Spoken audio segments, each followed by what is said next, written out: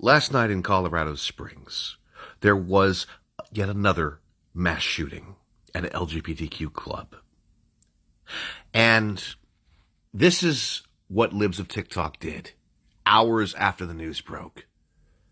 Going after an organization in Colorado that was teaching drag.